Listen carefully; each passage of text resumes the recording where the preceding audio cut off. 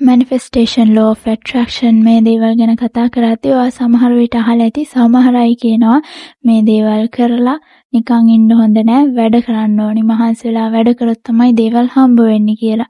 ඒ වගේම තවත් සමහර කට්ටියක් කියන දෙයක් තමයි මේ gratitude කරලා මේ visualize කරලා affirm කරලා කරබන හිටියොත් එහෙම ඕනි දෙයක් අපි ළඟට ලං වෙනවා කියලා. ඉතින් මේ දෙකෙන් කොයිකද ඇත්ත? මේ වීඩියෝ එකෙන් අපි ඒ ගැන කතා කරමු. Sweetery. Life is sweet, add some spice to it. අද දවසේ මම හිතුවා visualization ගැන කතා කරන්න. අද ගොඩක් අය මේ දේ ගැන වැරදියට තේරුම් අරගෙන වැරදි ක්‍රමවලට කරලා අවශ්‍ය දේ ලැබෙන්නේ නැතුව දුකෙන් ඉන්නවා. අද මම හරියටම කියලා දෙන්නම් visualization එකේ මේ විද්‍යාත්මක පැත්ත මොනවද? කොයි විදිහට කරොත්ද අපිට අපි අවශ්‍ය දේ ළඟා වෙන්න පුළුවන් කියලා. visualization කියන්නේ manifestation එකේ එහෙමත් නැත්නම් law of attraction එකේ එක කොටසක්.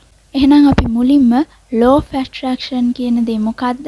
මේ කොහොමද වැඩ කරන්නේ කියලා බලලයිමු.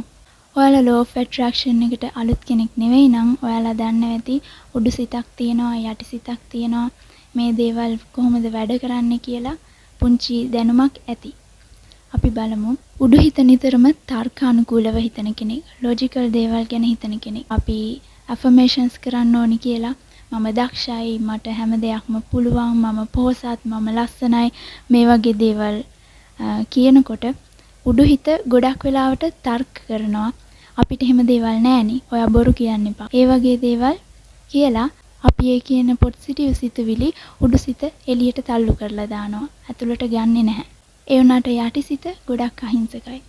යටිසිත අපි කියන හැම දෙයක්ම අහනවා. අපි ලස්සනයි කියලා කිව්වොත් එයා පිළිගන්නවා. මම ලස්සනයි වෙන්න ඇති කියලා. එතකොට මම ගොඩක් පොහොසත්, මම දක්ෂයි මේ වගේ දේවල් කියනකොට යටිසිත බාර ගන්නවා මේක ඇත්ත කියලා. හැබැයි ප්‍රශ්නේ තමයි අපි මොලේට යවන සිතුවිලි සේරම උඩු සිතට ගිහිල්ලා ෆිල්ටර් කරලා තමයි යටිසිතට යවන්නේ. ප්‍රශ්නයක් එන්න පුළුවන් අපි මොකටද මේ දේවල් යටිසිතටම යවන්නේ කියන එක. මේකයි. යටිසිත තමයි අපේ ඇඟේ ෆ්‍රීකවන්සි එක පාලනය කරන්නේ.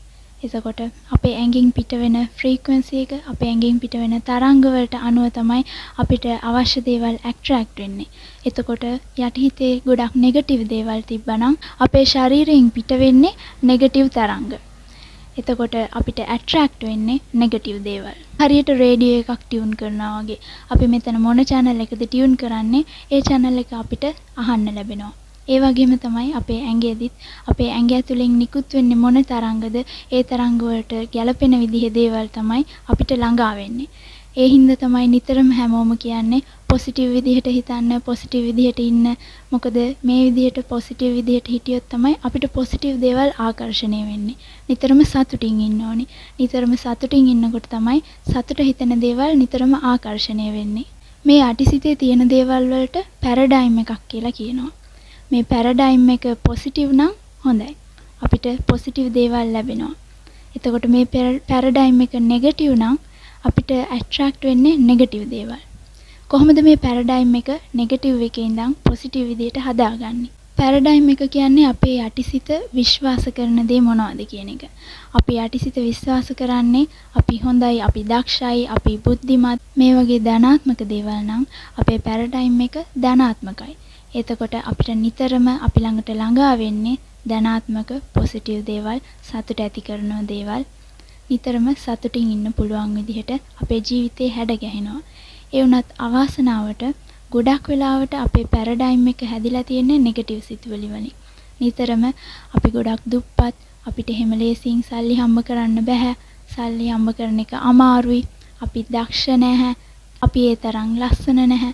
මේ වගේ නිතරම නෙගටිව් සිතුවිලි වලින් අපේ හිත පිරීලා තියෙනකොට අපේ යටි හිතට නෙගටිව් සිතුවිලි පිරීලා අපේ පැරඩයිම් එක ගොඩක් නෙගටිව් වෙනවා.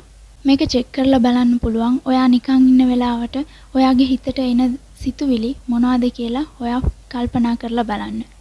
ඔයා ගොඩක් වෙලාවට හිතන්නේ ධනාත්මක විදිහට නම් බොහෝ විට ඔබේ පැරඩයිම් එක ධනාත්මකයි. ඒ වුණත් අපේ පෞල් පසුබිම් වලින් පරම්පරාවෙන් එක දිගට එන සිතුවිලි විශ්වාසයන් ගොඩක් දේවල් තියෙනවා අපේ හිතටත් පුංචි කාලේ ඉඳන්ම වැටිලා. ඒ වගේ දේවල් තමයි සල්ලි ගස් වලින් කඩන්න බෑ. අපිට මහන්සි වෙන්නම වෙනවා දෙයක් ලබා ගන්න. අපි අමාරුවෙන් තමයි දේවල් ලබා ගන්න ඕනි. නිතරම අපි කැමති දේවල් ලැබෙන්නේ නැහැ. සමාජය යන රැල්ලට යන්න ඕනි. එහෙම නැත්නම් අපි කොන් වෙනවා. මේ වගේ සිතුවිලි ගොඩක් අපේ හිතේ තියෙනවා. දැන හෝ නොදැන. මේ දේවල් නැති කරගෙන අපි නිතරම ධනාත්මක චින්තනයෙන් හිටියොත් අපේ පැරඩයිම් එක, අපේ යටිසිත පොසිටිව් වෙනවා. අපේ ඇඟෙන් පොසිටිව් ෆ්‍රීකවන්සි එකක් නිකුත් වෙනවා. ඒ වගේම එතකොට අපිට පොසිටිව් දේවල් ආකර්ෂණය වෙනවා. අපේ ජීවිතේ අපි කැමති තැනක් බවට පත් වෙනවා. අපේ ලෝකය අපිට කැමති තැනක් බවට පත් වෙනවා. මේ හින්දා තමයි law of attraction එකේදී අපේ වටා තියෙන ලෝකයේ කණ්ණාඩියක් වගේ කියන්නේ. මොකද අපි නිකුත් කරන දේ තමයි අපිට ආපහු රිෆ්ලෙක්ෂන් එකක් විදිහට ලැබෙන්නේ. ඒකට මේ වගේ නෙගටිව් දේවල් පොඩි කාලේ ඉඳන්ම අපේ ඔළුවේ තියෙනවා නම් ඒක නැති කරගන්නේ කොහොමද? දැනටමත් ඔයා මොනවා හරි දෙයක් කරන්න හිතුවත් මුලින්ම හිතෙන්නේ නෙගටිව් දෙයක් නම් පැරඩයිම් එකේ බොහෝ විට නෙගටිව් දේවල් ගොඩක් තැම්පත් වෙලා තියෙනවා. ඒක නැති කරගන්නේ කොහොමද? අපි අපේ පැරඩයිම් එක, අපේ යටිසිත, අපේ ශරීරය ධනාත්මක කරගන්නේ කොහොමද? මේක කරන්න පුළුවන් එක ක්‍රමයක් තමයි ඇෆර්මේෂන්. අපි නිතරම ධනාත්මක ඇෆර්මේෂන්ස් ටිකක් හදාගෙන අපිට ඒ දේවල් නිතරම කිව්වොත් උදේ නැගිට ගමන් ඒ ඇෆර්මේෂන්ස් ටික කියන්න. කණ්ණාඩි ඉදිරියට ගිහිල්ලා ඔයාට ඔයා ධනාත්මක වචන වලින් කතා කරන්න. මේ ඇෆර්මේෂන්ස් වලට අමතරව ඊළඟට තියෙන විශේෂම දෙයක් තමයි විෂුවලයිසේෂන් කියන්නේ. විෂුවලයිසේෂන් කියන්නේ මොකක්ද? Sweevery. Life is sweet, add some spice to it. ඒත් එක්කම හිතලා බලන්න අපි ඒ දේවල් දකින්න විඳින්න පටන් ගත්තොත් එහෙම අපේ යටිසිතේක ගොඩක් තදටම විශ්වාස කරනවා. විෂුවලයිස් කර. හරියටම විෂුවලයිස් කරන්නේ කොහොමද? පළවෙනි ස්ටෙප් එක. උදාහරණයක් විදිහට ඔයාගේ ඩ්‍රීම් ජොබ් එක නම් විෂුවලයිස් කරන්නේ එතෙන්ට ගිහිල්ලා අපි විෂුවලයිස් කරලා කාබන් පැත්තකට වෙලා ඉන්නවද? එහෙම නැත්නම් ඒකට මහන්සි වෙලා වැඩ කරනවා. යුනිවර්ස් එක දන්නවා ඔයාට ගැළපෙනම පාර මොකක්ද කියලා.